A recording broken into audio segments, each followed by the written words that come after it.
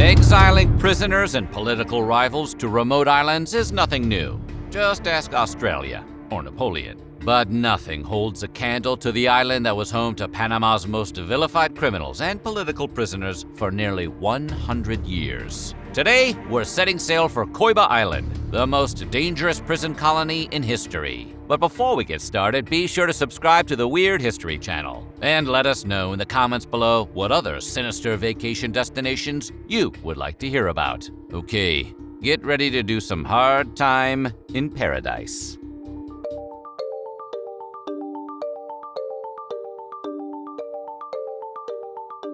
The penal colony on Coiba Island first opened its doors to Panama's unluckiest criminals and political prisoners back in 1919.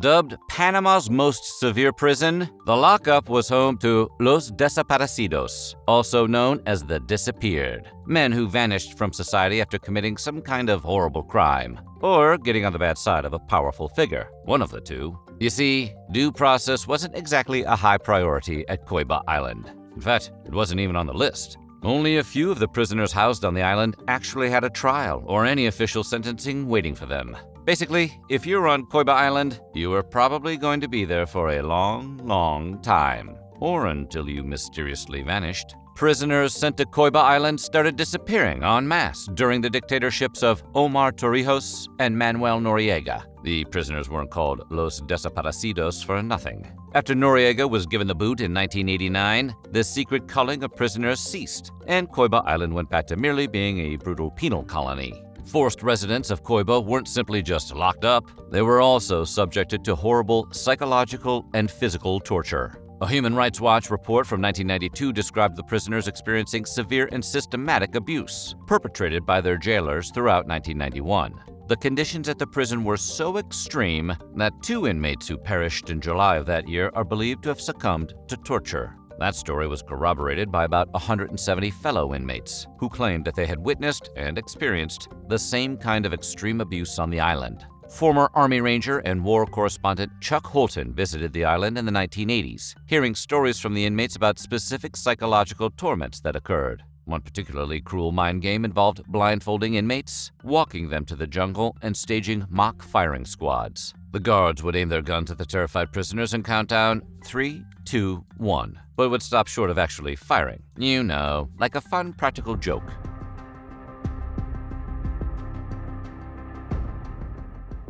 At its peak, the colony was home to approximately 3,000 prisoners, spread out through about 30 camps. Like something out of a Rambo movie, the guards at the Coiba Island penal colony spread themselves throughout the island with small, fortress-like buildings, sitting at the north and south side of the island. With the guards up in their towers, the prisoners on the ground were forced to fend for themselves. For some prisoners, this meant constructing small, crude shelters made entirely from natural materials. The others were left in small cells with no windows, furniture, or bathrooms. So it was basically like living in an overpriced apartment in New York, if you had to split it with slightly less roommates. And your landlord regularly threatened to shoot you. The accommodations on Coiba Island were uniquely terrible, which is not unsurprising for a notorious penal colony. It wasn't Firefest bad, but things were pretty rough all the same. The cells were small and barren, so much so that the prisoners incarcerated there would often totally lose their minds. During the late 1980s, visitors discovered a prisoner who had been stuck in a cell for a grueling 7 months. The only contact he'd had with other human beings was being passed a tray of food through a small hole in the door, and he was essentially forced to live every waking moment within inches of his own excrement. The conditions of his confinement were so extreme that when he was finally released, he screamed to be let back into his cell because the sun hurt him. In other words, Coiba Island was so intense, it transformed at least one prisoner into an actual vampire. If you weren't rotting away in solitary confinement on Coiba Island, you were probably busting your back doing manual labor. Prisoners on the island could often be found with jobs ranging from farming and landscaping to animal care and breeding. These workers would have to clear their own land to do their jobs, but received no compensation for their work. Sort of like that job you had that didn't offer money but paid in experience. If a prisoner had a particular skill or craft that could make them useful, they might be offered a small sum. And by small, we mean infinitesimal.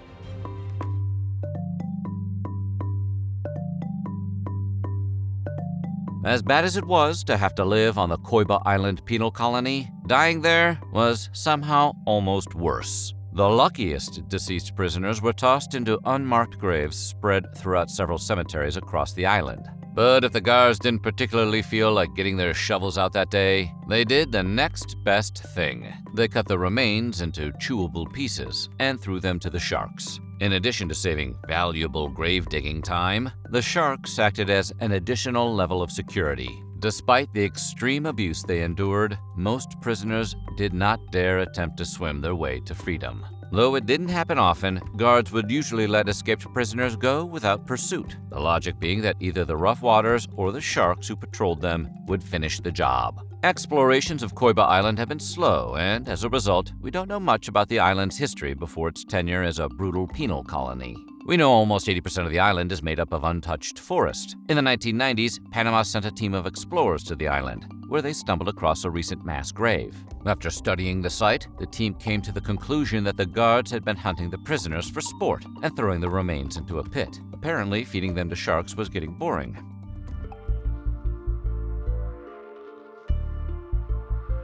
When an island is as isolated as Coiba Island is, it begins to develop its own ecosystem. Like that dirty dish you left under your bed for 6 months? In 2008, scientists set up cameras on the island to determine just what kind of life had been developing there.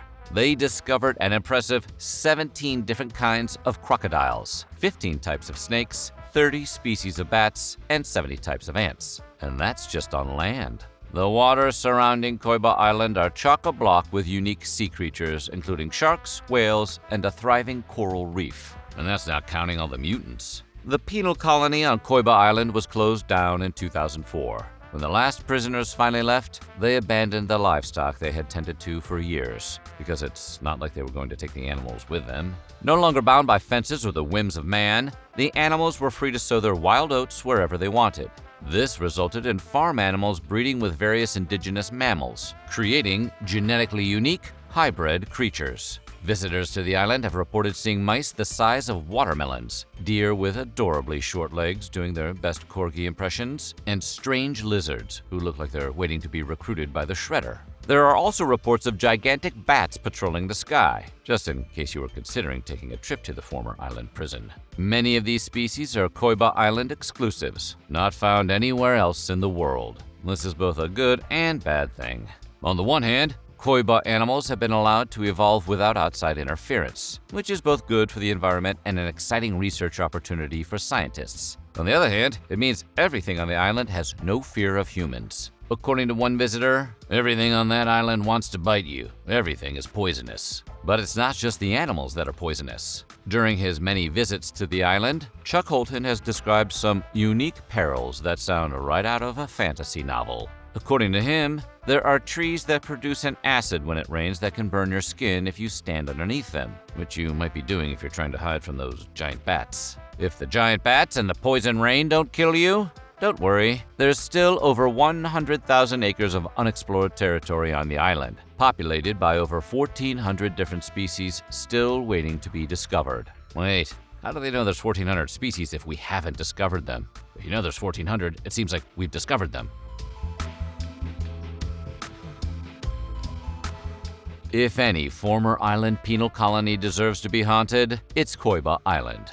Visitors, former prisoners, and guards alike have shared stories of paranormal activity they've witnessed in the island's lush forests. In fact, one former prisoner attempted to escape not because of any harsh treatment, but because he claimed he was being terrorized by spirits. And one guard recounted a story in which he believed he was chasing a prisoner, only to discover it was some odd, not-of-this-world creature. The experience shook the guard so badly that he later took his own life. Several other bone-chilling stories from the island include ghostly apparitions, blood-curdling screams, and other noises emanating from the abandoned prison. When you add phantoms to the list of physical and mental abuse, you can really understand why some prisoners chose to take their chances with the sharks. Panama has shown interest in opening up Coiba Island for tourism, but for now, it's maintained by a skeleton crew with minimal funding. And if you want to visit, you need to get permission from the government and probably sign a few dozen waivers. Aside from the ever-present threat of poisonous mutant animals and vengeful ghosts, they have recently faced other external threats. Poachers have been hunting the sharks around the island, illegally killing them for their fins, and drug runners routinely use the island as a stop-off point while trafficking drugs throughout the region. Between the untouched wilderness, the unique but hostile wildlife, the poachers, the drug dealers, and the lonesome poltergeists, it might be time to leave Coiba Island the hell alone. Camp Sumter, more commonly known as Andersonville, was a Confederate-run prisoner-of-war camp built to house Union soldiers during the Civil War. Oh, and it was also a hellhole. Thanks to rampant disease, overcrowding, and exposure to the elements, 13,000 men died within its brief 14 months of existence. At its worst, well over 130 Union prisoners died every day. Today we're going to find out what it was like to be one of those Union prisoners at Camp Sumter.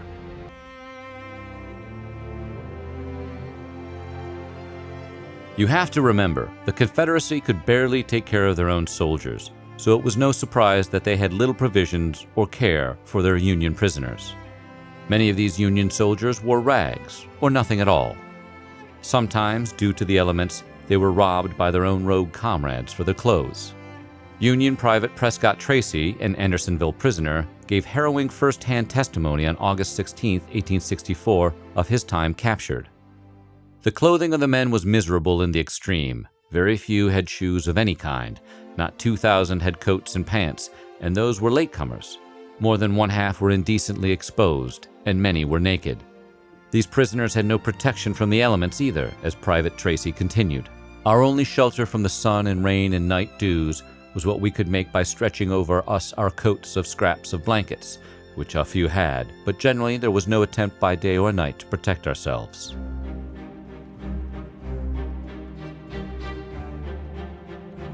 Escaping from Andersonville was a routine pastime among the prisoners, but the men who tried were rarely successful, and if they did escape, the elements usually killed them. But that didn't stop a large segment of inmates from forming small groups that would constantly dig tunnels under the fort's walls to freedom. POWs dug at night and carried away the fresh dirt in their pockets, letting it fall as they walked the camp during the day, a la Andy Dufresne in Shawshank, while sick inmates lay over the holes during the daytime so Confederate guards wouldn't discover their schemes. The exits of these tunnels would end up towards the nearby forests, approximately 50 feet from the walls. Unfortunately for the POWs, even if they escaped Andersonville through a tunnel, they were too weak to make a legitimate run for it. When these prisoners were caught, they were either denied rations, chain-ganged, or shot. Some prisoners escaped by playing dead. Because so many men died every day, it was easy for an inmate to lay down with a bunch of corpses and then get carried out to a row of bodies outside the walls and await their mass burial. As soon as night fell, the men would get up and run.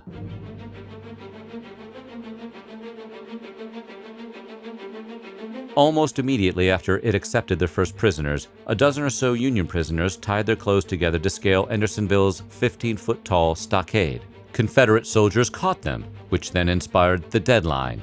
The deadline was a simple stake-and-wire fence which lined the inner walls of Andersonville, and its function was simple. It acted as a warning track, and it kept Union prisoners away from the prison stockade. Prisoners knew that if they touched the deadline fence, much less attempt to cross it, the Confederate soldiers who were stationed atop the stockade were ordered to shoot to kill. Enlisted Union soldier John Levi Mayle described the deadline. It consisted of a narrow strip of board nailed to a row of stakes, about 4 feet high. Shoot any prisoner who touches the deadline was the standing order to the guards. A sick prisoner inadvertently placing his hands on the deadline for support, or anyone touching it with suicidal intent, would be instantly shot at, the scattering balls usually striking other than the one aimed at.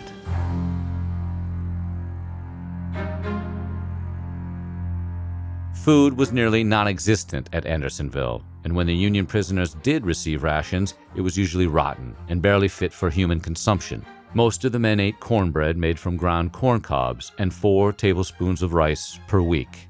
When they were lucky enough to receive meat, it was usually condemned pork, offensive in appearance and smell. Private Prescott Tracy went on to describe the Confederates dumping rations onto the ground at 4 p.m., feeding time. It was the custom to consume the whole ration at once, rather than save any for the next day. The distribution being often unequal, some would lose the rations altogether. But the lack of rations began even before these POWs reached Andersonville. Tracy stated that on the 5-day march to the prison camp, Union troops barely ate. The sum of their rations for the 5 days was 13 crackers.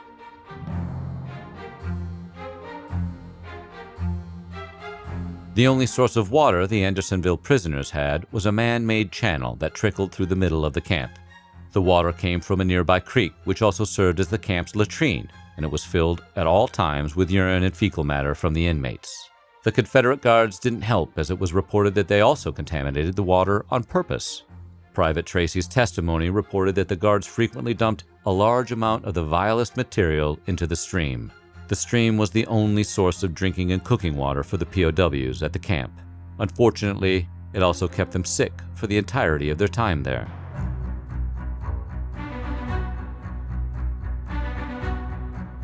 Besides polluting the prisoners' only source of clean water, Confederate guards inflicted cruel and unusual punishment on their Union prisoners. For example, when the inmates got caught stealing, and there was a lot of stealing amongst POWs, they'd be either put in the stocks or they were forced to wear a ball and chain. And if a sick prisoner was missing at the daily roll call, inmates might be deprived of the ration. One Union prisoner, John L. Ransom, a quartermaster of Company A, 9th Michigan Volunteer Cavalry, kept a diary during his time at Andersonville. In one horrific scene, he wrote about witnessing Confederate guards shoot a sick POW. Ransom recalls watching a feverish, half-dressed POW deliberately walking to the deadline, where the guard fired, sending a ball through his brain, and the poor fellow fell in the ditch. Ransom wrote, "Perhaps he is better off, and a much easier death than to die of disease, as he undoubtedly would in a few days longer." Basically, a self-imposed death by firing squad, and this method wasn't uncommon.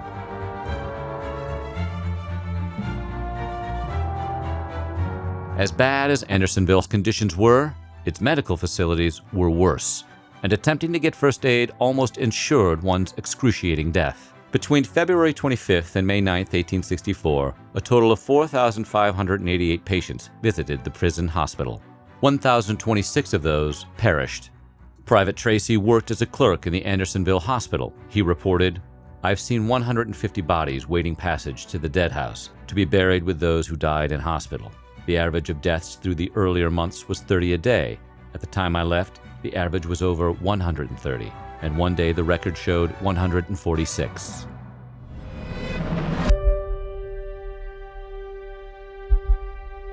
Because over 100 Union men were dying every day, the Confederacy was having a difficult time dealing with the dead. Eventually, the prisoners were forced to dig long, shallow pits in order to bury their own. The POWs would then lay their fallen comrades side by side, dozens of men at a time, and cover them with fresh dirt and planks of wood. No coffins, no ceremony, nothing.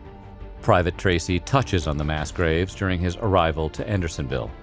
On entering the stockade prison, we found it crowded with 28,000 of our fellow soldiers. By crowded, I mean that it was difficult to move in any direction without jostling and being jostled.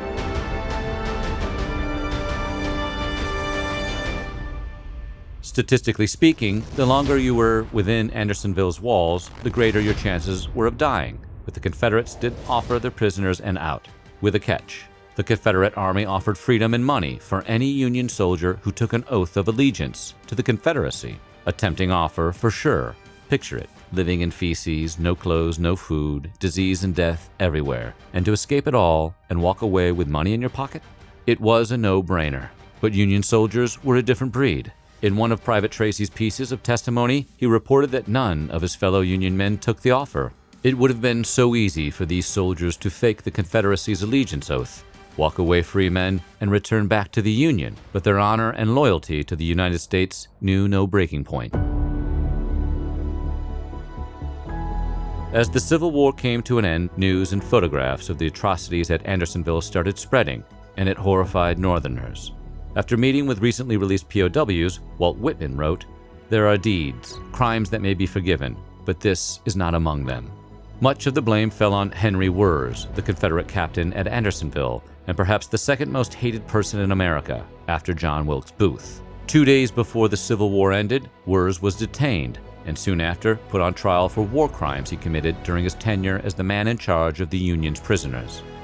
More than 100 witnesses testified in the trial. Wirz was blamed for the loss of over 13,000 Union men and received a sentence of capital punishment. On November 10, 1865, at the old Capitol Prison in Washington, D.C., Wurz met his end underneath the gallows. Just before his hanging, Wurz told the officer overseeing the job, "I know what orders are, Major. I am being hanged for obeying them."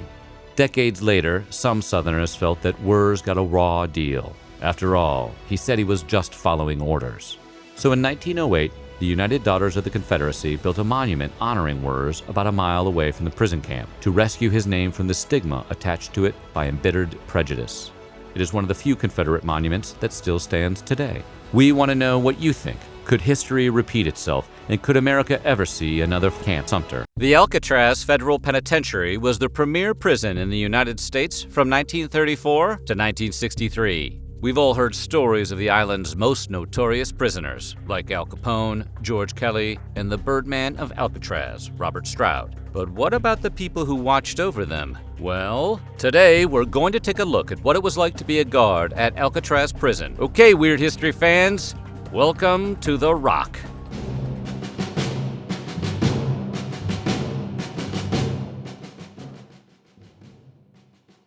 Over the 30 years the prison was in use, Alcatraz housed over 1,500 of the most famous criminals in American history. Despite that fact, when guards were hired at Alcatraz, they moved to the island with their families. Children played with one another, families ate dinner together. And life on Alcatraz wasn't that different from life on the mainland. There were some major differences, though, such as the notorious prison. Though Alcatraz was a maximum security facility and guard housing was barricaded from the prison ground, life on the island was not always safe. At any moment, an alarm might sound, alerting Alcatraz's residents of an emergency or an escaped prisoner. Chuck Stucker was just a child on Alcatraz, so he was too young to remember or understand many of the fears common to people who lived on the island. But according to him, his older sister recalled once hearing an escape siren go off. The family, along with the other residents, followed protocol by immediately locking themselves in their apartment and waiting for the danger to pass. Why were the families told to barricade themselves indoors? Well, in an attempted escape, officials feared an inmate may try to take hostages. Talk about growing up in a rough neighborhood. Despite the looming threat of danger to their families, many of the guards shared a common pride in working at Alcatraz. Claire Rudolph Murphy, who lived on the island as a child, said of the job's prestige, "Fathers were quite proud of their work as corrections officers, and the mothers would say that was a dang good job, especially during the Depression." Chuck Stucker, who was only 4 months old when his father received a job at the federal prison on Alcatraz, compared the experience to living on a military base. Many of the families on the island were housed in Building 64 and formed a small community amongst themselves. For the children, their lives were normal. Steve Mahoney, who lived on Alcatraz until he was 6, recalls living a fun and relatively normal life. He said, "We played basketball and flew kites and rode bikes on what had been the parade field. We'd get loaves of bread and feed them to small sharks. For us, it was a big playground. Playing basketball next to Al Capone and taking afternoon walks to feed sharks? That's as American as apple pie." Additionally, the island had most of the amenities you could find on the mainland and functioned much like an average American town. According to Mahoney, there was a preschool on the island, a small commissary with milk, butter, bread, and a post office. Extended family probably got a lot of Alcatraz postcards. Neighbors frequently ate dinner at each other's apartments. Former guard Pat Mahoney said they would have large parties on the hill that overlooked the prison. If something happened, like an escape attempt or a potential riot, typical things that might interrupt a dinner, prison guards would go handle the incident, then return to the get-together. There was also a bowling alley that guards and their families frequented. A bowling alley may sound a little tame today, but back in the early 20th century, that would have been like having a Dave and Buster's within stumbling distance of your house. Altogether, it sounds nicer than your average modern housing development. In fact, Mahoney told Reuters that he would have gladly stayed on Alcatraz for longer had the prison not closed. In other words, there was a small possibility that Mahoney might have become a notorious criminal if Alcatraz hadn't shut down, just to guarantee he'd never have to leave. Not everything on Alcatraz Island was sunshine and shark feeding. Guards with families and guards who were bachelors were separated into 2 buildings, because no one wants to live with a bunch of bachelors. The bachelors lived in an apartment complex, while the families lived together in Building 64. However, before construction was completed on the bachelor complex in 1941, guards experienced severe overcrowding. But most importantly, the guards' entire living area was fenced off to prevent their wives and children from coming into contact with the inmates. Former Alcatraz resident Kathy Albright recalls her husband escorting her around the island for protection when she left the fenced-in area, which sounds like a wise policy. Former prison guard George DiVincenzi once gave reporters from Reuters a tour around the prison on Alcatraz. And along the way, he pointed out several spots where horrific incidents occurred. In one spot, he noted the location of a slaying that resulted from a prison love triangle gone wrong. In the laundry room, he recounted a completely different kind of horror, in which a guard had to remove a prisoner from solitary confinement after he covered himself in his own waste. To be fair, there's not a whole lot to do in solitary confinement. Chuck Stucker, the son of an Alcatraz guard, did not describe all the traumas his father had to face, but implied he may have suffered psychologically from his time as a guard. In fact, Stucker recalled that as a kid, he was strictly told not to startle his father. He said, "I was never allowed to surprise him. I was told, don't jump out from a doorway, don't surprise him." That was impressed upon me. Stucker might not have even known the worst of what his father went through, because guards didn't often talk about their day-to-day experiences, especially not the more traumatic moments that marked their careers at Alcatraz. Human misery generally shouldn't be a spectator sport, but Joan Brisebois Ellis, the wife of an Alcatraz guard, recalls that a spectacle was made whenever a new batch of prisoners was brought to the island. Ellis said that any time a new group of inmates came to the penitentiary, the guards and their families would watch their processing as a form of entertainment. They would look on as men were shackled and escorted from the boat to the prison, viewing it as, like a carnival, it was the big event for the evening. There is a reason someone invented NFL Season Pass.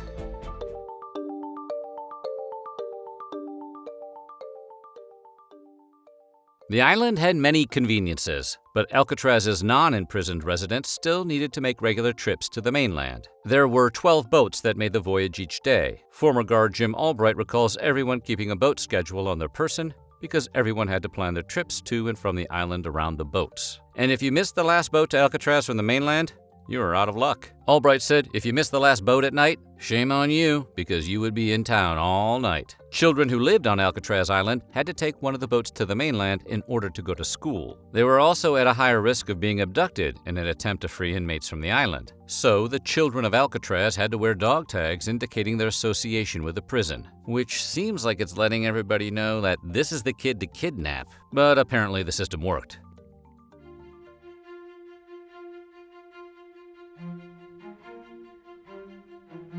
Alcatraz was by no means an easy gig. Despite the island's many amenities, you still had to relocate your family to a life of seclusion on an island with some of the worst criminals in American history. Consequently, some of the prison's standards were a little more relaxed. Former guard George H. Gregory wrote a book titled Alcatraz Screw: My Years as a Guard in America's Most Notorious Prison. In the book, Gregory discusses the process of roll call. According to the former guard, it was fairly lax, particularly compared to his time at the federal penitentiary in Leavenworth. At Leavenworth, Gregory writes that you could have been fired for standing roll call in less than a clean, pressed, and polished uniform. On Alcatraz, however, not much attention was given to the uniform. The procedure was primarily to make sure guards were fit for duty and healthy enough to take on their shift. It's like Taco Bell luring employees to the midnight shift by letting them wear a cape to work. They were less concerned with the guards' appearance than their ability to perform their job.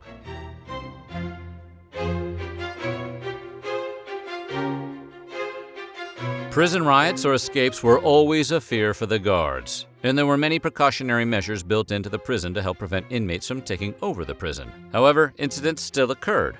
For example, from May 2nd through 4th of 1946, there was a standoff at Alcatraz between guards and prisoners. Bernard Paul Coy, who was serving a 26-year sentence for robbery, covered his body in axle grease, like a cartoon burglar. Then he climbed up to the prison's armory and squeezed into the gallery using a handmade bar spreader. After knocking out a prison guard and strangling him with his necktie, Coy distributed sidearms to some fellow inmates, and together they took 9 guards hostage. Although the guards handed over most of their keys, they were able to conceal one that led to the recreation yard, keeping the fight contained inside the cell house. The Coast Guard and Marines were eventually deployed in response. After 48 hours of fighting, 2 guards and 3 prisoners perished in what became known as the Battle of Alcatraz, which sounds like a pretty solid Rage Against the Machine album.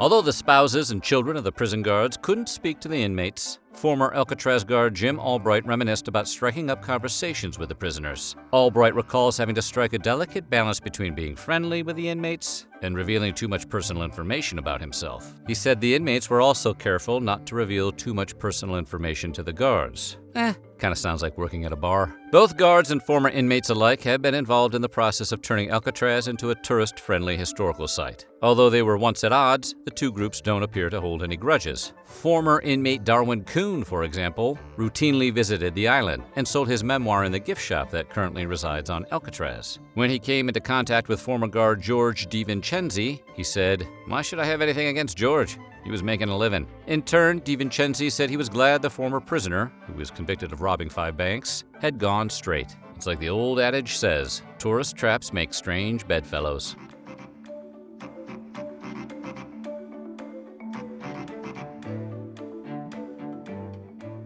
Even though it's been nearly 60 years since the island last held a prisoner, Alcatraz remains a captivating part of American history, even more so for those who are personally connected to it. An alumni association exists for Alcatraz guards and their families. They've been gathering on the island once a year for almost 30 years to reflect on their experiences. Betty Stone, who lived on the island as a child, brought her granddaughter to the reunion, noting that Alcatraz has become an important part of her family's heritage. Other former residents come to relive old memories. Because many of the guards have since passed, the Alcatraz Alumni Association decided to hold a final gathering, which occurred in August of 2018. Currently, the United States has around 2,900 prisoners living on death row. Death row remains a popular and vivid setting for films and TV shows. But what is it actually like for the inmates waiting out their final days behind bars? Today, we're going to explore the daily reality of what it's like to be on death row. Okay, time to put in your request for a last meal. The sky is the limit, unless we get a last-minute call from the governor.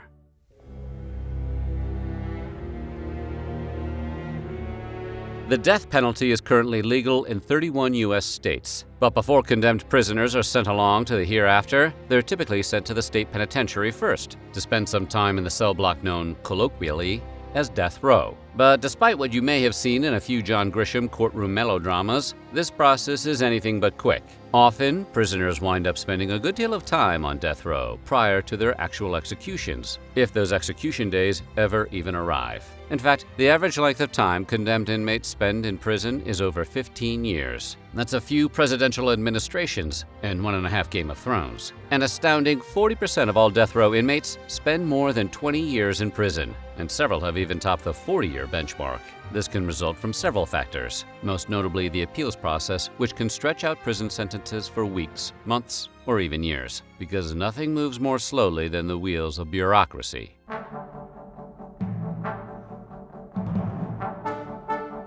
It's fairly common for prisoners to die on death row from natural causes before ever reaching their execution dates. In those cases, you could say the death sentence itself is a protracted execution. They still die in prison, just not on a specific date. Of course, that's if you're lucky enough to not be killed during your lengthy prison stay. Despite the presence of guards and other security measures, like all the iron bars, it's still pretty dangerous to live on death row. It's kind of the same as living in an apartment building populated entirely by convicted murderers. Only the apartments are the size of an airplane lavatory, and nobody is allowed to leave. 25% of death row inmates actually end up dying before their sentence can be carried out, either from natural causes, suicide, or being killed by a fellow inmate.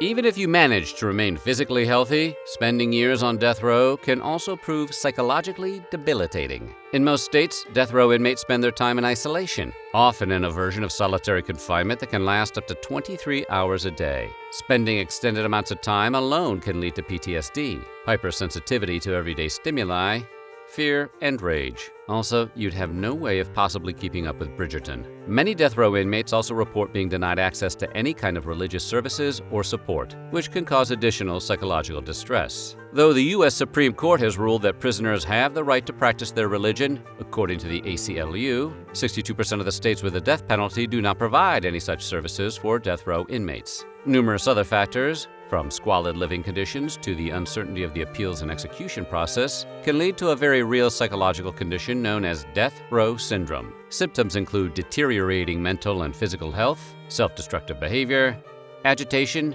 and even psychosis. On top of all of those additional stressors, a death row inmate has the weight of an impending execution looming over them at all times. And if you haven't been keeping up with the state executions in the United States, there's a good deal of variation within the death row and execution process, state by state. While most states currently opt for lethal injection as their execution method of choice, firing squads remain legal in Mississippi, Utah, and Oklahoma, while New Hampshire, Delaware, and Washington have all kept death by hanging on the books. The last official state-sanctioned hanging didn't happen all that long ago. In 1996, William Bailey requested that the state of Delaware carry out his execution via hanging, and Delaware obliged. In other words, the actual method of execution in modern-day America may not be much different than what you'd face in medieval times. Regardless of whether you're on death row or in regular old prison, you'd have to get used to living in a space that is proportionally the same size as a dog crate. The typical death row cell measures just 8 by 10 feet. Most contain only a bed, toilet, and sink, though sometimes there will also be a desk or chair, provided there's enough space. And most cells lack any kind of window or view of the outside world, so it's basically the same as a studio apartment in Los Angeles. There's also no access for prisoners to any kind of climate control, such as heating or air conditioning. And while that may sound like a minor complaint, many states with the death penalty also happen to have summertime temperatures in excess of 100 degrees, and similar freezing temperatures in the winter. Though most prisons are outfitted with heating systems of some sort, there are no guarantees that they'll always be functioning or turned on when needed. This small, often uncomfortable enclosure will usually be the inmate's only surroundings for 23 hours out of a 24-hour day. That single hour of time spent outside the cell per day provides the only daily chance to get a little fresh air, move around, or speak with other human beings. It's also the only times these inmates are allowed to receive visitors or use the phone, if they have either of those privileges. It's probably also an inmate's only opportunity to shower, provided they were scheduled for a shower that day. Many death row inmates only get to take a shower once every 48 hours. As for exercise, it's typically not allowed every day, even during the lone hours of activity time. Death row inmates get an average of 4 hours a week to exercise, often spread over just 2 weekly sessions, which is probably more exercise than most of us do. Gotta get back to that gym. In addition, the typical death row exercise area is very small, and often designed to prevent inmates from working out together. So if you need a spotter, well, you're out of luck, unless you want to ask one of the guards. Exercise privileges are also among the first to be taken away should a prisoner commit an infraction or break a rule, so none of this is guaranteed. Other amenities are equally sparse. Death row inmates across the nation report of extremely poor food quality and lack of basic comforts. For instance, many death row prisoners report having no access to hot water, and 60% say they sleep on a bed made of steel. In terms of actual perks, the most common ways to reward inmates are allowing them to listen to the radio or watch local TV. Typically, these TVs don't exceed 13 inches. Might as well be reading at that point. Often, the TV must be furnished by the inmates themselves, rather than the state. Death row is a BYOT situation. In some cases, TVs are only allowed if they're stored outside of the prisoner's actual cells rather than inside, preventing them from changing the channel or adjusting the volume. Most states forbid death row inmates from accessing any kind of paid or cable programming, denying many condemned prisoners even the simple joy of Baby Yoda. That all sounds pretty rough, made even rougher by the fact that death row inmates can't always count on a good night's sleep. Though every state has different guidelines, in many facilities, prisoner checks happen once or twice an hour, every hour, even overnight. In California, any prisoner being kept in isolation, which includes death row inmates, gets checked 48 times a day. That's once every 30 minutes. These checks often include loud jangling keys, voices, and lights being turned on, making regular sleep patterns impossible to maintain.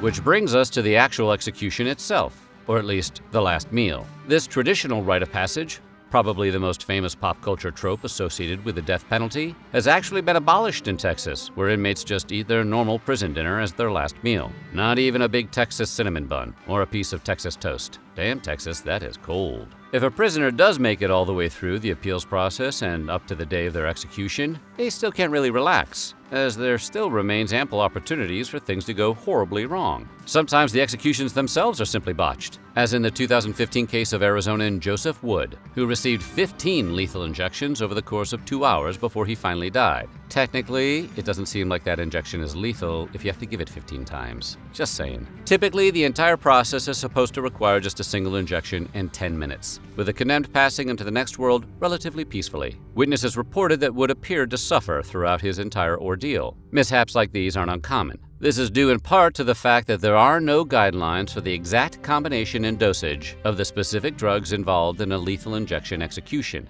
Yeah, not a lot of doctors interested in finding the best execution method, I guess. And I'm not sure how they're gonna test those dosages. Tough problem. Each state does it differently, and oftentimes the person responsible for selecting the drugs and deciding upon the dosage has no medical training. They can be lawyers working for either the prison or the state who are literally just guessing. And the injections themselves might be administered carelessly, even sloppily. The infamous 2014 execution of Clayton Lockett at the Oklahoma State Penitentiary was a gruesome series of mishaps, including a burst artery. It was so botched that the execution was actually halted, and Lockett ultimately succumbed to a heart attack.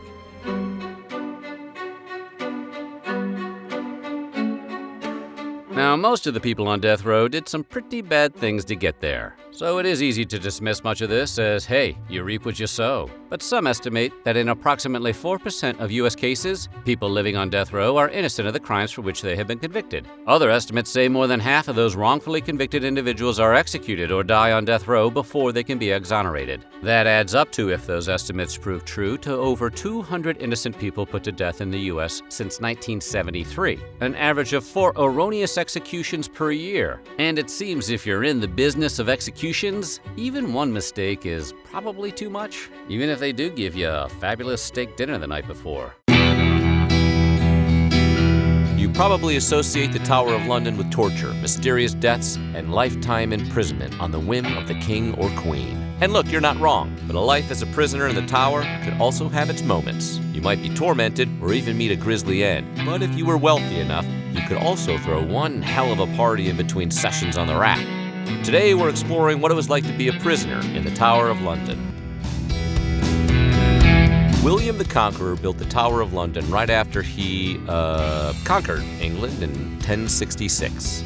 Because he was always off crushing it around England and Normandy, he needed to leave solid evidence in London that he was not to be messed with.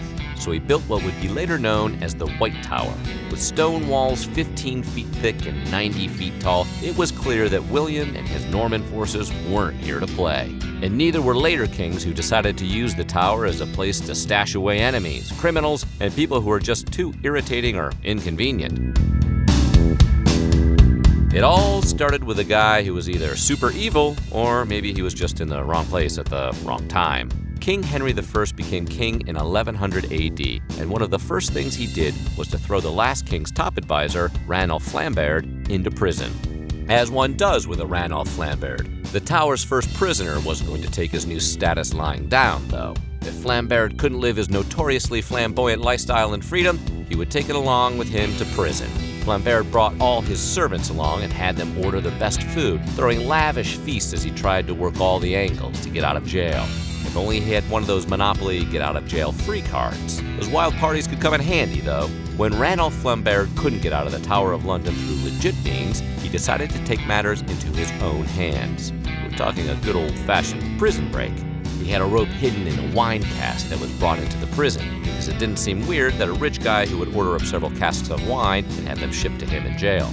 After whining and dining the guards as only a flamboyant big shot could, he lowered the rope out a window and climbed down to freedom. He fled the country and later reconciled with King Henry. He even got his old job back.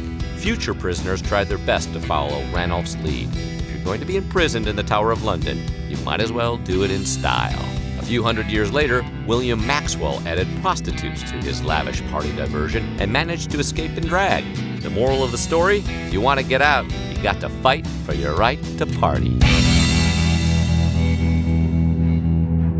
As time passed, the Tower of London was used as a prison more often, even though it was also King Henry III's primary residence. You heard that correctly. Even English kings voluntarily lived in the tower sometimes. Henry imprisoned 100 Jewish people in the tower after they were accused of murdering a young boy, little St. Hugh of Lincoln, later hanging 18 of them. It turns out that being roommates of the king didn't inspire much mercy. Later, Edward I imprisoned almost 700 Jewish people in the Tower of London, this time for alleged coin clipping, which, if you didn't know, is shortchanging people by cutting or filing off small bits of precious metals from coins. Who knew? Just to let you know, there were several times when the Tower of London played a more positive role in Jewish history. In the 13th century, in the face of rising anti-Semitism, Jews took refuge from violence within the tower's walls. For the rulers of Britain, the Tower of London basically functioned like a secret inside pocket of the realm. Whether you wanted to protect something important or hide away something dangerous, the tower was there for you. Executing people accused of petty crimes they probably didn't commit wasn't the only scary thing that went down at the Tower of London. As time went on, torture became a fact of life. During the 1500s, religious conflict was always brewing. The Tower of London was the prison of choice for heretics who were tortured until they renounced either Catholicism or Protestantism, whichever one was out of favor that week.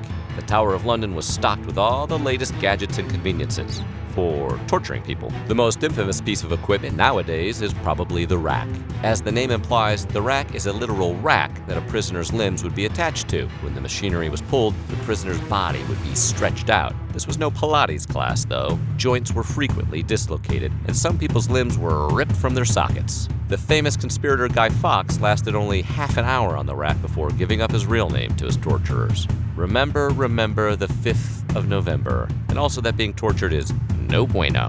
Torturers didn't confine themselves to physical punishment, though. Several prisoners at the Tower of London were tormented with visions of the horrors that awaited them, whether in the form of tours of the devices their captors would soon use on them, or simply by being allowed to go mad. Scavenger's Daughter sounds like a fun guest to invite to your extravagant feast after you've spent time petting your tamed fox and playing a round of tennis. But the Scavenger's Daughter wasn't someone prisoners at the Tower of London wanted to meet. Also called Skeffington's Irons, this was a torture device that did the opposite of the rack, compressing a prisoner until he or she relented. There aren't many references to this device being used often, but on the off chance that you made the Scavenger's Daughter's acquaintance, you probably wouldn't have a nice thing to say about her. If squeezing, stretching, and being cooped up in an impossibly small room weren't enough for a guest of the Tower of London, the staff torturers could always be relied on to go above and beyond, by which we mean they would hang tower prisoners above and beyond floor level using manacles and iron fetters. The prisoner would ascend a set of stairs and be attached to an iron bar by their arms or legs. The stairs would be removed, leaving the victim to hang in midair. Tall prisoners could even have the dirt floor dug away underneath them, if necessary. Despite the feasts and conjugal visits, being a prisoner in the Tower of London was a bit of a mixed bag. Wealthy people could eat, drink, and be merry in the style to which they were accustomed on the outside. On the other hand, the Scavenger's Daughter was always waiting to give you the ultimate hug.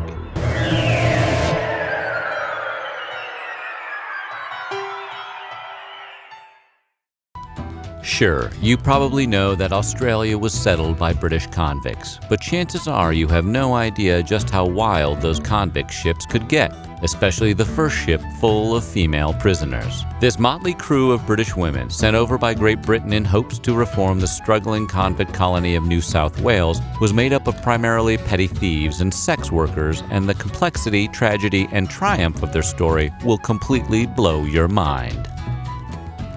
Today we're exploring the terrifying and wild world of the Lady Juliana, a special 18th century convict ship full of female prisoners sent to Australia. Ahoy, mate. It's time to hop aboard the Lady Juliana, the wild 18th century prison ship filled with women. Considering it was the 18th century and you couldn't exactly hop on a jet, the voyage from England to Australia lasted about 10 brutally long months. As the ship voyaged from port to port in the Atlantic and Indian Oceans, the ladies stopped in places like Rio de Janeiro and Cape Town along the way, and these weren't short little stops to buy souvenirs and stretch their legs. Sometimes they'd be docked for several weeks at a time. Often the convicts made the most of their global tour and did one of the few jobs available to women at the time. As John Nicole, the ship's steward, euphemistically remembered, "We did not restrain the people on shore from coming on board through the day. The captains and seamen who were in port at the time paid us many visits." The ladies kept at least part of their earnings. Some of the ship's officers and sailors, all men of course, allegedly even got in on the business. Sadly, their involvement raises serious questions about the degree to which these captive women were coerced into their activities.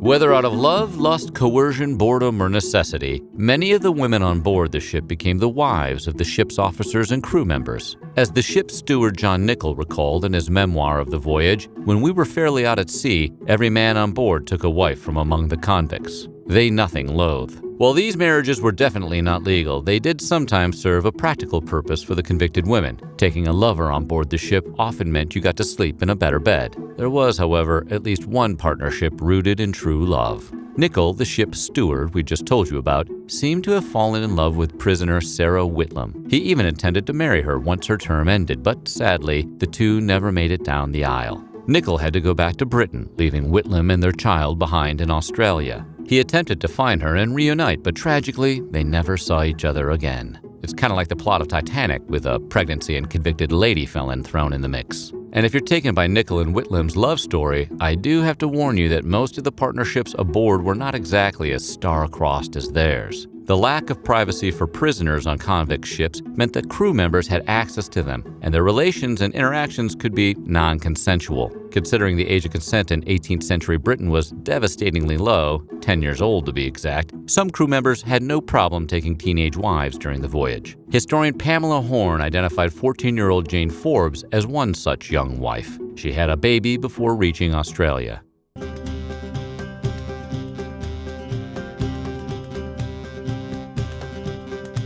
The women of the Lady Juliana had a particular purpose. Colonial officials hoped that a shipload of women would help civilize the budding convict colony. Considering most of the women aboard were petty thieves, maybe they were hoping these women would steal some hearts. According to one British official, the increased presence of women would promote a matrimonial connection to improve morals and secure settlement. The women were meant to marry male colonists, which would supposedly create and maintain respectable family life in the new colony. The women's prison sentences aimed to transform them into moral vessels that would enable the recreation of the British family unit abroad.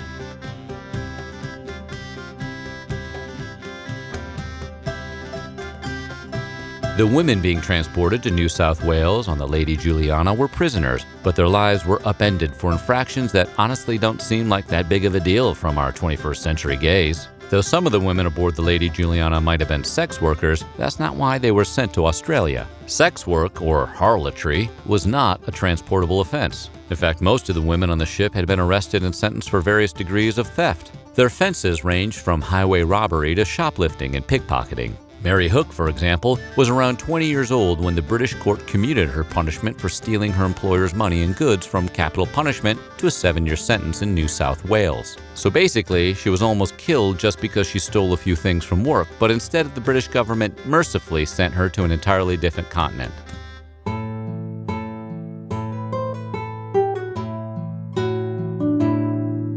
One of the most notable convicts on the ship was Elizabeth Barnsley. She was convicted for the dangerous and heinous crime of, stealing some cloth. Anyway, Liz, the fabric thief, quickly became a leader during the voyage. John Nickel wrote about her saying, "She was very kind to her fellow convicts who were poor. They were all anxious to serve her. She was as queen among them." Barnsley, who ended up fashioning a career as a madam while on board the ship, was instrumental in overseeing her fellow convicts' economic activities at every port along the way. Though they were not being transported to New South Wales for prostitution, many of the women aboard the Lady Juliana may have been sex workers in addition to whatever petty crimes they committed. A robust harlotry economy existed in 18th century Britain, so it's reasonable to assume that at least some of the 200-plus convicts took part in that line of work.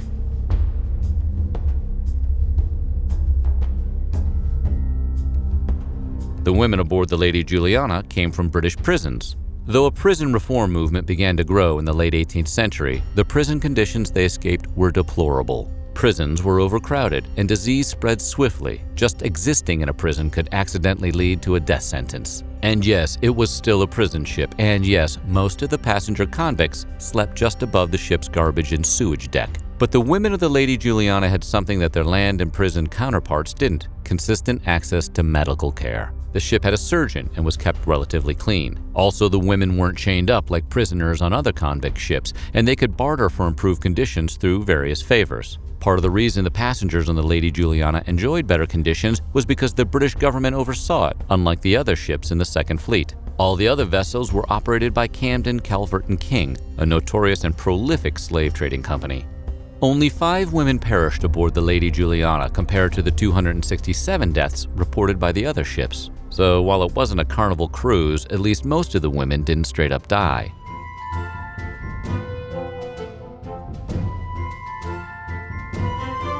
The vast majority of the women who embarked on the Lady Juliana were in their 20s and 30s, but no fewer than 51 of them, around 22%, were teenagers. Mary Wade was one such teen who could have been as young as 11 while aboard. Scholars debate about her exact age, though. Mary was the youngest on the ship. Like many of her shipmates, Wade ultimately married and had a large number of children in Australia. While there wasn't too much troublemaking aboard the Lady Juliana during its 11-month voyage, one notable issue did arise involving drunkenness leading to disorderly behavior. But come on, if you were on a ship full of cool criminal chicks, wouldn't you want to throw back a few tequila shots with your girls? To curb her so-called rowdiness, crew members made passenger Nance Farrell wear a repurposed wooden barrel jacket to keep her from being too much of a drunk mess. When that didn't work, they resorted to flogging her 12 times. Yikes.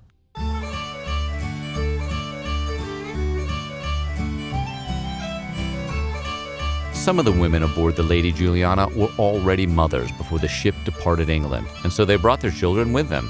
Many of the convict passengers became pregnant and even gave birth during the long voyage. Historians generally believe 5 to 7 babies were born on the ship, but steward John Nichols suggested no less than 20 had been born while the ship was in port at Rio. They were prepared for the births. The ship had received a small donation of baby linens before leaving England. This brings a whole new meaning to the concept of water births.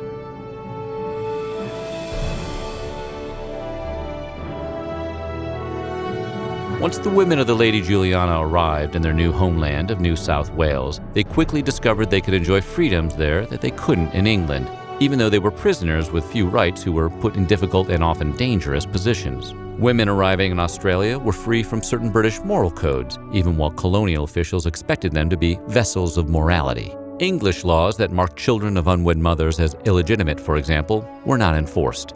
Though being transported to a new colony to get married and propagate British family life was no doubt a complete and total drag, many women made the most of their circumstances in Australia. Some Lady Juliana passengers became upwardly mobile once their prison terms ended and even started their own businesses. Anne Marsh, for one, found success after being abandoned by her ship husband. She got started and ran a variety of businesses, including a liquor shop and a ferry company. You go, girl. While they may have had a rough and terrifying experience, it's no doubt this ship full of women made a lasting impact on Australia and changed the course of history forever. The women of the Lady Juliana became known as the founding mothers of Australia. Between their side hustles in ports of call and their romantic bartering aboard the ship, their journey has gone down in history books as one of the most legendary. For as long as there have been laws to break, there have been prisons to hold the people who break them. And while prisons come and go, the most notorious facilities continue to haunt the pages of history. So, today we're going to take a look inside some of the scariest prisons ever built. Okay, time to throw away the key. We'll kick this little tour off in ancient Rome, at the Mamertine, where violence wasn't just brutal, it was biblical. The Mamertine was a dank underground jail which played host to two of Christianity's most famous characters, St. Peter and St. Paul, both of whom spent time locked up in the prison's dungeons at the request of Roman Emperor Nero himself, who was not a man known for his restraint. In use since the 8th century BCE, the prison contained 2 floors of underground cells, one on top of the other, with the lower levels only accessible through holes in the upper levels. After many prisoners succumbed to the torturous treatment and lack of food, guards disposed of their bodies in the Cloaca Maxima, which is a fancy way of saying they dumped them in the sewers. Pitești was a communist prison built in Romania, famous for its intense and brutal brainwashing experiments. Operating from 1949 through 1951, the Pitești experiment attempted to re-educate wealthy intellectuals, bourgeois landowners, religious rebels, and political dissidents.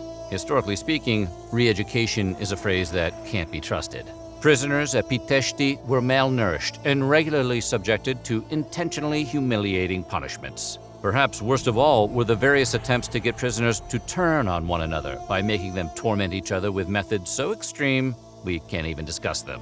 But trust us, it was bad.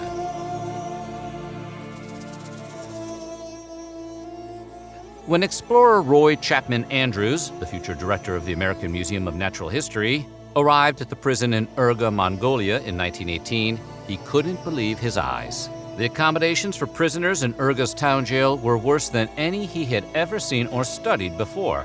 How bad were they? the prisoners essentially lived in coffins. Yeah, inmates were housed in 4-foot by 3-foot boxes. Prisoners could reach through a single 6-inch hole to receive their food rations or blankets in the winter. That is, when they got any, which was rare. Guards only cleaned the boxes every few weeks, and as such, a prisoner very rarely saw the outside of their cell. If a prisoner lived long enough, they would typically see their limbs atrophy from lack of movement. But that was a pretty big if. Potentially the most feared penal colony in history, Devil's Island saw 60,000 prisoners sail in its direction, and only 2,000 make it out alive. Statistically speaking, you'd have a better chance of surviving a fall from a 7-story building. An isolated island off the coast of French Guiana in the Atlantic Ocean, Napoleon III, the French, chose the island in 1852 because it was nearly impossible to escape.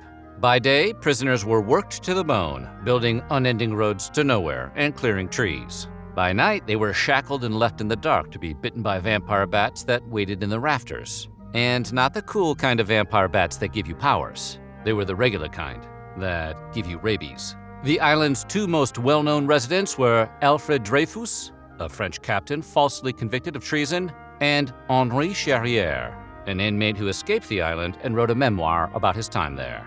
His book, Papillon, was adapted into a famous 1973 movie starring Steve McQueen and Dustin Hoffman. When talking about terror on the high seas, few things could be more terror-inducing than the HMS Hell. The boat's actual name was the HMS Jersey, but it was nicknamed Hell for reasons that will soon become obvious. It was the most notorious of a number of warships that the British used to hold prisoners during the American Revolution. Docked in the New York harbor, the HMS Jersey and other ships like it held prisoners from 1776 to 1783 in appalling conditions. Packed below deck, prisoners simultaneously had to contend with diseased rats, inhumane guards, a lack of food, and extreme weather. By the time the British burned the ship at the end of the war, the HMS Jersey had claimed the lives of 11,000 prisoners. Constructed in 1895, Holmesburg Prison in Philadelphia, Pennsylvania, was the setting for events that wouldn't feel out of place in the most tangled conspiracy theories. Most famously, government agencies and pharmaceutical companies subjected inmates at the prison to dangerous experimental drug testing. Dermatologist Albert Kligman, inventor of the famous acne drug Retin-A and the treatment for poison ivy, ran the Kmart of human experimentation out of Holmesburg for more than 20 years. From 1951 to 1974, Kligman conducted human testing at Holmesburg, slicing layers of skin off prisoners and infecting them with herpes and athlete's foot. Thanks in part to Kligman's ethical flexibility, the U.S. government instituted federal regulations with regard to medical studies in prisons in 1978. When you hear the name Galapagos, you probably think about Charles Darwin and his theory of evolution, or your obnoxious cousin's destination wedding. But there is a much darker side to the place. The Galapagos Islands were also once used as a penal colony by Ecuador, and it was the kind of prison where the emotional toll of the work assigned to prisoners far surpassed the physical. The island is notorious as the location of this 65-foot-tall Wall of Tears, a structure the guards forced the prisoners to build for absolutely no reason. Inmates spent years stacking rocks to construct a wall that went nowhere and did nothing other than keep them working. The prison was active for roughly 20 years in the mid-19th century and again from 1946 to 1959. If the disease, starvation, and workload didn't get you, the overwhelming hopelessness probably did.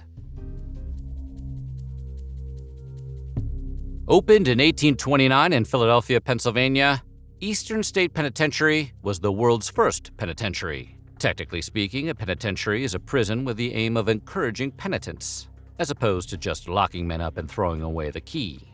During its early years, Eastern State Penitentiary attempted to accomplish its goal with strict, crushing isolation. Guards left inmates in their cells by themselves for most of their sentences, with each cell containing a tiny area of outdoor access. When they left their cells, inmates were hooded to prevent them from interacting with guards and familiarizing themselves with the building.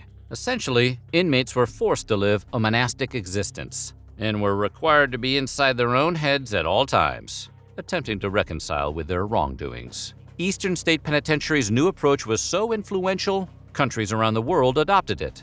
However, as time wore on, people began to question the efficacy of such solitary confinement. After a visit to the prison, author Charles Dickens wrote, "I hold this slow and daily tampering with the mysteries of the brain to be immeasurably worse than any torture of the body." And Dickens knew a thing or two about prisons. Have you read his books?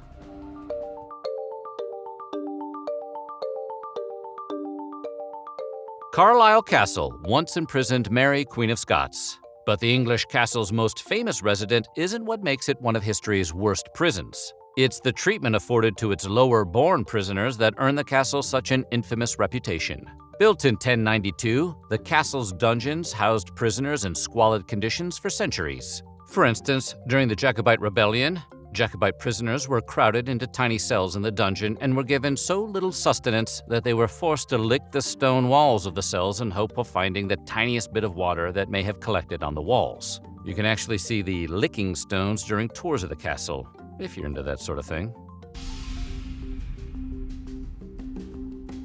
In Alexandre Dumas' The Count of Monte Cristo, protagonist Edmond Dantes spent 14 years at the Château d'If before making a daring escape to freedom, an act that forever immortalized the castle fortress in literature. Despite this being perhaps the most famous fictional prison break in history, in reality, no one ever escaped the isolated French island. They made damn sure of that. Opened in the 16th century under the reign of King Francois I, the prison spent 300 years serving as a home for political prisoners and common criminals. Treatment of the prisoners varied widely, with the richest able to live in comfort and the poorest housed in dungeons and subjected to beatings and forced labor. It looks like some things don't change. If you're going to be a prisoner, it pays to be a rich prisoner.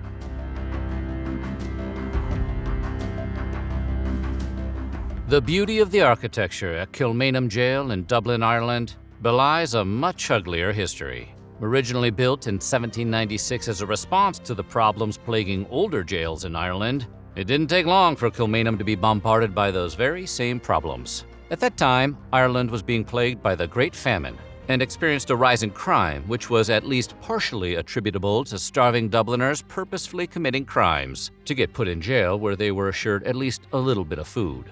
The jail was also being used as a holding facility for prisoners being sent to Australia, which led to massive overcrowding and a severe lack of resources. The jail imprisoned men, women, and children alike, all living together, often 5 to a cell, sometimes forced to sleep in hallways. According to one jail inspector, numbers of these wretched creatures are obliged to lie on straw in the passages and day rooms of the prison, without a possibility of washing or exchanging their own filthy rags for proper apparel. Consequently, disease and starvation ran rampant through the prison. The prison's bloodiest period took place in May of 1916, when officers eliminated more than a dozen Irish nationalist leaders of the Easter Uprising via firing squad. One of the men, Joseph Conley, was too injured to stand in front of the line of rifles, so they carried him in on a stretcher and tied him to a chair. That was thoughtful of them. Infamous for being one of the prisons that held Nelson Mandela, Robben Island's history is as broad as it is scary. The Dutch originally founded the prison in the 17th century during their colonization of South Africa. Since that time, the island has changed hands multiple times and served many different purposes. It's been a political prison, whaling station, World War II military outpost, and an insane asylum. According to Mandela's autobiography, he and the other prisoners worked in a lime quarry, where the constant glare of the sun on the rock caused permanent eye damage. They received little food and clothing and were subjected to racism on a daily basis, which was not unusual for South Africa during apartheid. Upon Mandela's arrival, the prison guards welcomed him by saying, "This is the island, here you will die." In the end, however, the guards turned out to be wrong. Mandela was released from prison in 1990 and achieved the distinction of being the first president of South Africa to be elected in a fully representative democratic election. The prison shut down shortly thereafter and is now a World Heritage Site. You can even take a tour and visit Nelson Mandela's cell, though you probably wouldn't want to stay very long. Being sentenced to prison is a terrifying proposition. And what's worse than being locked inside with thousands of other inmates? Being locked in a room with yourself. Just yourself. And now, to paraphrase Anthony Kiedis, confined in solitary, you won't be the wiser.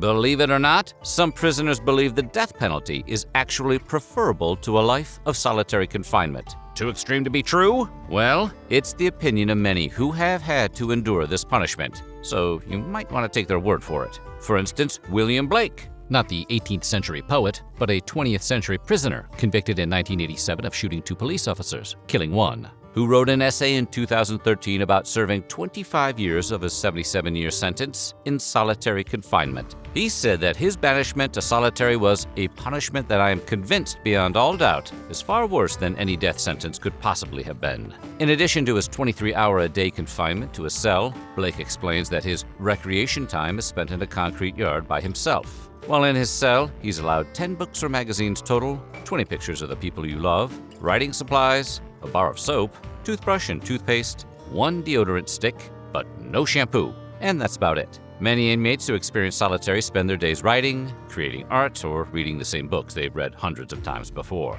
Maintaining a grip on sanity is the goal for prisoners who experience extended stays in what prison guards colloquially call the hole.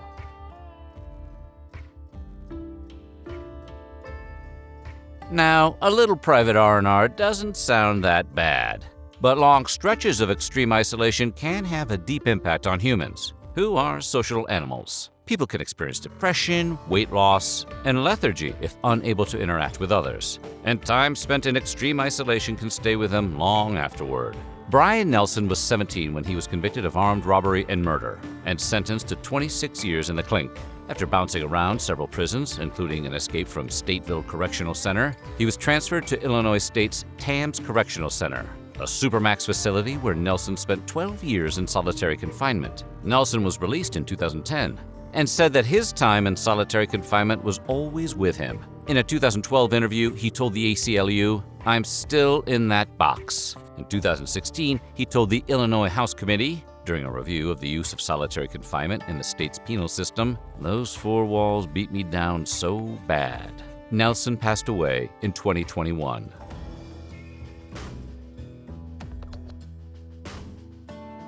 Cesar Francisco Villa was incarcerated in Pelican Bay State Prison Security Housing Unit for murder and attempted robbery for the benefit of a street gang. Pelican Bay is the only supermax state prison in California. He was gang validated, which means prison administration was worried about his safety and the safety of others around him. So Villa was not allowed to leave the SHU until he turned over helpful information. But Villa claimed he has no actual gang affiliation, so he remained in solitary confinement. During his time in SHU, Villa developed arthritis in the spine, hepatitis, high blood pressure, and a thyroid condition. In March 2013, Villa wrote an essay for California Prison Focus, outlining his difficult experience in solitary confinement. He admits that he went in determined and believed he could beat it. Since his confinement, Villa's attitude shifted dramatically, saying, "My sense of normalcy began to wane after just 3 years of confinement. Now I was asking myself, can I do this? Though I didn't realize it at the time, looking back now, the unraveling must have begun then. My psyche had changed. I would never be the same. The ability to hold a single good thought left me, as easily as if it was a simple shift of wind sifting over tired, battered bones." Villa is now incarcerated at California State Prison, Solano. Of his 26 years in prison, he has spent over 22 years in solitary confinement. Thanks to Rocket Money for sponsoring this video. Hey there, weird historians! Living in the digital age means having to keep track of about a zillion different accounts. Sometimes for subscriptions you no longer use or don't even remember signing up for, slowly draining your bank account each month. And canceling some subscriptions can be an unexpected hassle. Seriously, some of these places basically make you take an exit interview. That's where Rocket Money comes in. Rocket Money is the personal finance app that helps you cancel subscriptions, lower bills, and manage your money better, giving you the tools you need to achieve financial freedom. Rocket Money helps you cancel unwanted subscriptions by safely and securely identifying recurring charges. No customer service calls required. Not even Henry VIII could go that mad with power. Rocket Money can also help you lower your bills and set custom budgets by analyzing your spending habits. You can automatically monitor your spending by category and get notifications when you've overshot your budget. Join the over 5 million members using Rocket Money and start saving more and spending less today. Go to rocketmoney.com/weirdhistory or click the link in the description to get started for free. And now, back to the video.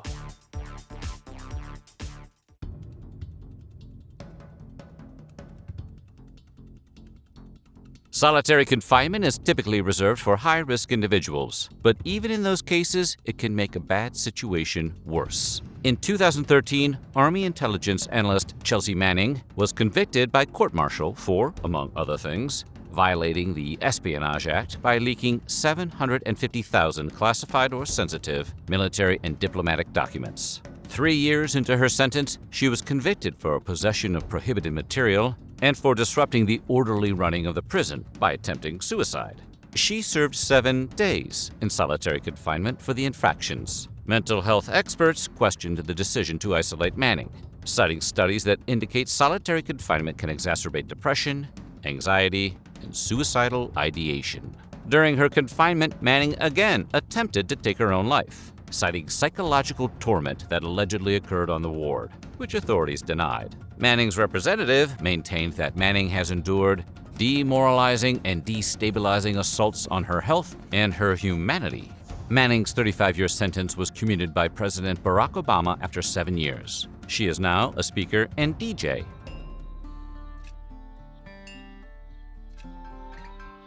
In addition to the obvious toll extreme isolation can take on a person, there are other consequences to solitary confinement that many did not anticipate. Robert Hillary King had bounced in and out of prison before winding up at the Louisiana State Penitentiary, commonly referred to as Angola, in 1972. He was serving time for robbery, a conviction on appeal, as he asserted that key testimony against him had been coerced via torture by the police. In 1973, he was convicted for murdering another prisoner, but maintained his innocence, and his conviction for murder was overturned in 2001. Of his incarceration, he spent over a quarter century in solitary confinement. According to King, he was initially placed in SEG for trying to play lawyer for an inmate. Over his decades in isolation, King says he got to a point where his eyesight was all but gone. He told the ACLU, "It was in 1983, and I couldn't see really 6 feet in front of me. What had happened was my eyes had become acclimated to smaller distances. The thought dawned on me that being in a small cell like that, you could be impacted."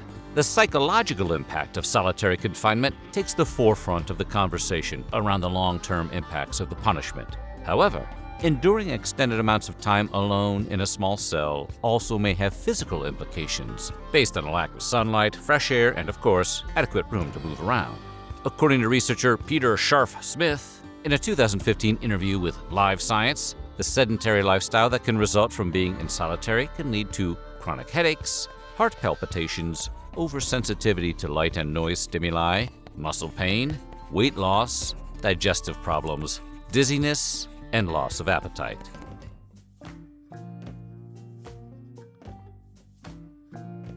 In 1970, comparative psychologist Harry Harlow conducted the monkey love experiments. In some of these experiments, a baby monkey was locked inside a small cage, which Harlow christened the Pit of Despair, to reveal the impact that confinement can have on the mind. Harlow observed that initially, the monkeys would be active within the cage. However, after an extended time in confinement, the monkeys appeared to abandon hope and become virtually immobile.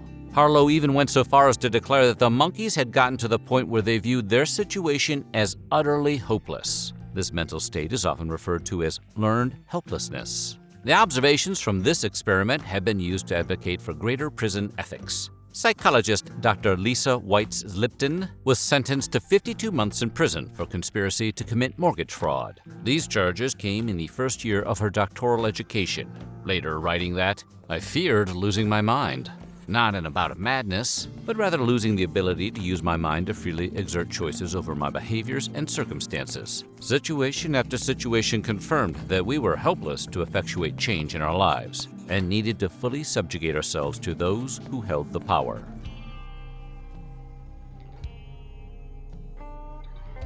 Americans have debated the use of capital punishment for decades.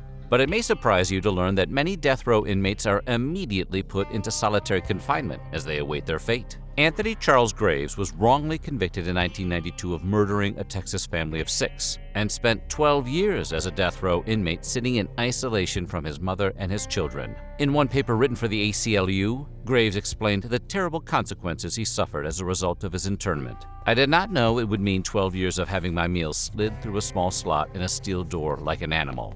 I did not know it would mean 12 years alone in a cage the size of a parking spot, sleeping on a concrete and steel bunk, and alone for 22 to 24 hours a day, all for a crime I did not commit. The injustice." In the same paper, Graves pointed to reports that 93% of states isolate death row inmates, locking them in a small room for more than 22 hours a day. Robert Earl Carter, who testified against Graves in the original court case, eventually confessed to the crime and was executed in 2000. Graves was eventually exonerated in 2006, though he wasn't released until 4 years later. He was also awarded $1.4 million for his prison time, and his prosecuting attorney was disbarred. Disbarred? Seems like maybe that lawyer deserves a decade in the hole. San Francisco's hottest tourist attractions these days are a big red bridge and an abandoned prison. But before it was a $60 tour for the whole family, Alcatraz was a max security federal prison that was home to a lot of very bad dudes. And yes, strictly dudes. Today we're going to explore what it was like to be a prisoner in Alcatraz. Alcatraz had a strict maximum occupancy for its cells, topping off at just 1 inmate per jail cell. Alcatraz was generally kept at a capacity of 330 men, which meant individual cells allowing for assured safety and privacy. This resulted in Alcatraz being the sort of Mykonos of prison destinations for some federal prisoners, requesting this all-inclusive hotspot for their mandatory stays. Cells were divided into blocks, with blocks B and C housing 336 cells measuring a cozy 5 feet by 9 feet. Cell block A was the real fixer-upper of the blocks. A broken-down row of cells with so much unlocked potential, this block was not used to house inmates for any significant amount of time. Cell block D was reserved for those sent to solitary confinement, and though those cells were larger than the typical cells, inmates were forced to spend 24 hours a day in this space, with one weekly exception to spend some time in the recreation yard. Solitary confinement could last anywhere from a few days to several weeks, and as a former inmate, Jim Quillen, put it, a day in the hole was like an eternity. Prisoners in Alcatraz were given the rights to only 4 guaranteed things: food, clothing, shelter, and medical care, while other privileges, like access to the library, were earned.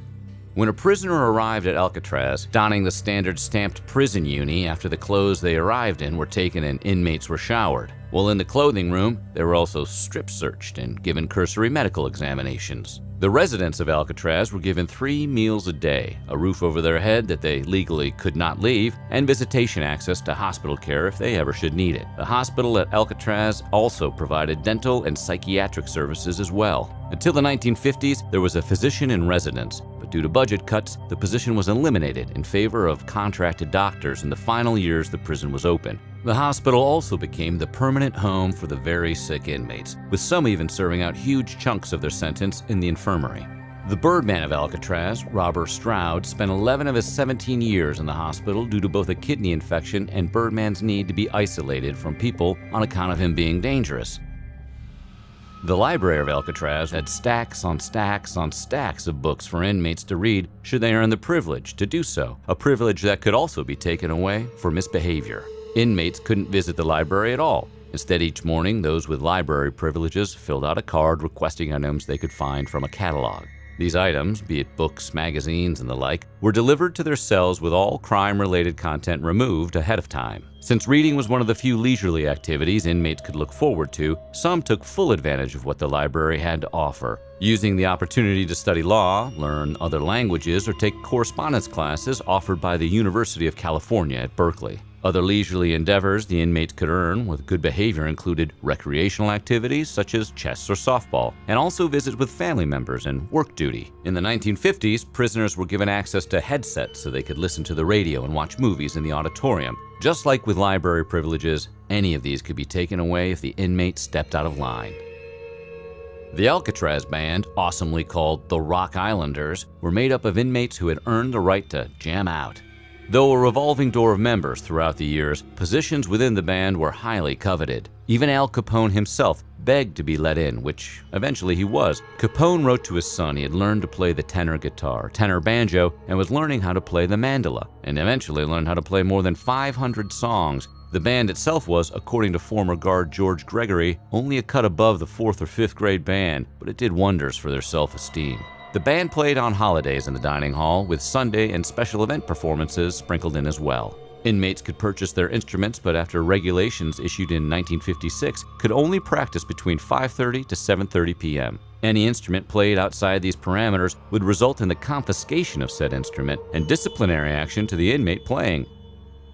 Cells at Alcatraz were quite small and didn't come with much. Just a cot, a wash basin, and a toilet. When future Yelp reviewer and pretty bad dude Jim Quellen arrived at Alcatraz, he remarked that his new living quarters were pretty subpar, noting that all he saw was a steel bed, a straw mattress, and a dirty, lumpy pillow. He went on to note the toilet had no seat, and the wash basin only had one tap, which was only for cold water. Inmates were not allowed to bring in outside items, and Alcatraz didn't exactly have a gift shop yet, though creature comforts were sparse. However, after prison regulations in the 1950s, they were allowed to purchase certain items, including textbooks, correspondence courses, musical instruments, or magazine subscriptions.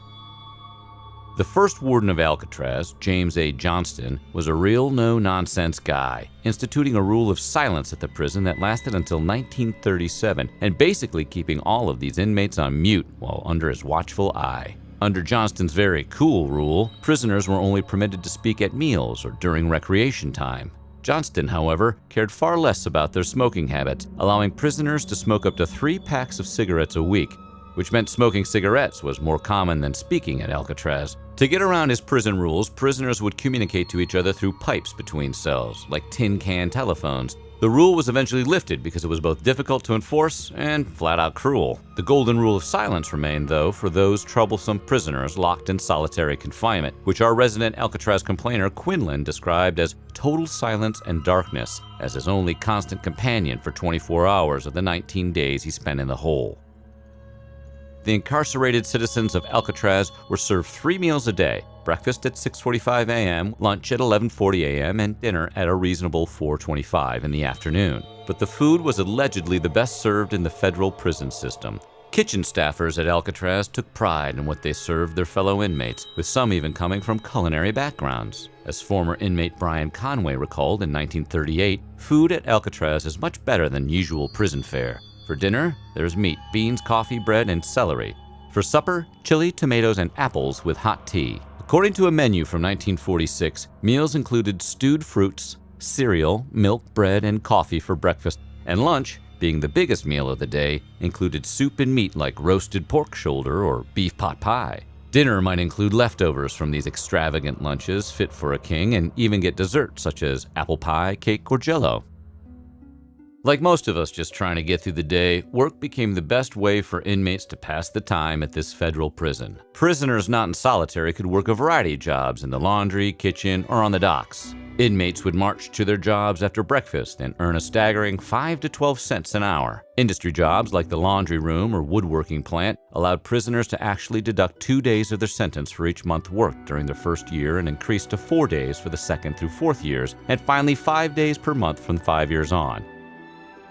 Alcatraz prisoners were counted several times a day to keep them accounted for. Prisoner Brian Conway noted that the bell was the signal for the count of prisoners, a really serious business which is done every 30 minutes. In reality, it was more like 13 times a day, far less than every 30 minutes. Prisoners lined up outside their cells and were counted first thing in the morning, on their way to breakfast, at the mess hall, and counted after eating before heading off to work, where they were counted again. Prisoners were also counted before lunch, after lunch in their cells, another midday check-in before dinner, one after dinner in their cells, and a couple of times after lights out at 9:30.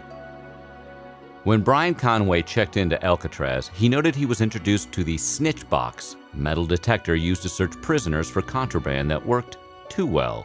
He remembered the snitch box sounding an alarm on every man who came from the laundry, which, after what was surely a gentle search, was discovered that the snitch box was picking up on the metal clasps on the men's shoes. A few days later, however, the snitch box remained alarmingly silent as 2 men carried knives in their pockets. The snitch box was one of 3 metal detectors in the prison, with guests and prisoners alike having to pass through, including one embarrassing moment with Al Capone's mama, when the metal stays in her corset kept setting off the detectors, forcing Mama Capone to strip down.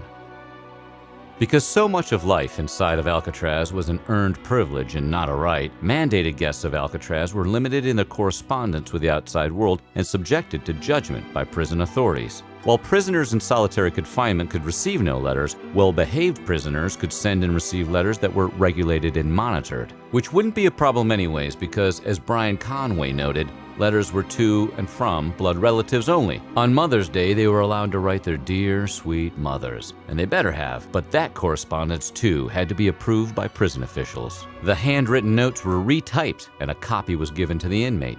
Visitation was also heavily regulated, as one can imagine, with inmates requesting permission for a visitor only after earning the right to visitation time. Prisoners got one 90-minute visit a month by either a blood relative or a wife, where they would talk on a phone through a small glass window. Conversation was closely monitored, and any talk of other inmates would shut the whole thing down. As accurately depicted in the 1979 classic Escape from Alcatraz, escaping the rock was damn near impossible. That didn't stop 14 different escape attempts during the duration of the prison's existence, involving 36 prisoners. Considering that the lifetime number of inmates was 1,545 men, a pretty small sample size in the scheme of things. The efforts to escape Alcatraz had to be bold, since leaving the island was extremely treacherous, if not on a boat. Joe Bowers tried to climb over a fence but was shot and died from his injuries. The following year, Theodore Cole and Ralph Rose escaped and attempted to swim to San Francisco, only to get caught in a storm and drift away at sea, and their bodies were never found. Unsuccessful trips to freedom failed again in 1938, 1939, 1941, and 1943. In 1945, John Giles got cute, piecing together an army uniform by slowly gathering materials over time while on laundry duty. Finally, it was John Giles' time to shine as he donned his piecemeal hobo outfit and made it all the way to Angel Island before being apprehended and sent back to prison. The following year was the year of the Battle of Alcatraz, which was as fun as it sounds. 6 prisoners overpowered the guards and stole their weapons, only to discover nobody had the key to the recreation yard. In a pure panic move, they started a riot, and gunfire was exchanged between the inmates and the guards. The battle lasted a full 2 days, and 3 prisoners and 2 guards were killed. A few prisoners took to the waves and tried to swim away from Alcatraz, but nobody made it to shore, and some bodies were never found. In 1962, Frank Morris and the Anglin brothers, John and Clarence, disappeared from their cells and were never seen or heard from again. This disappearing act of 3 criminals in federal prison would later inspire the aforementioned film Escape from Alcatraz. The prevailing theory is the trio shimmied down the drain pipes after they slipped through enlarged vent holes in their cells and then attempted to swim to safety. It's assumed they died in the process of swimming to shore, but who knows? Our old pal Brian Conway claimed the monotony and the strict discipline of this penitentiary drove 14 of the 317 prisoners violently insane during the final year of his sentence, with several others getting a little stir-crazy. Doctors on the rock at times would accuse inmates of faking their mental illness in order to gain some type of advantage. Prisoner Joe Bowers was admitted to Alcatraz in 1934 and after refusing to work was thrown into solitary confinement. He attacked 2 guards twice. This fit of rage was inexplicably diagnosed as epilepsy until a few months later when an actual psychiatrist said there might be reason to believe he was truly psychotic. Though that same dude cautioned he had something to gain if he can induce us to believe he is insane, though what exactly that would be is unclear. Once this faker was returned to his cell, he tried to take his own life. He would die in 1936 while trying to escape. So what do you think of Alcatraz? Let us know in the comments below, and while you're at it, check out some of these other videos from our weird history.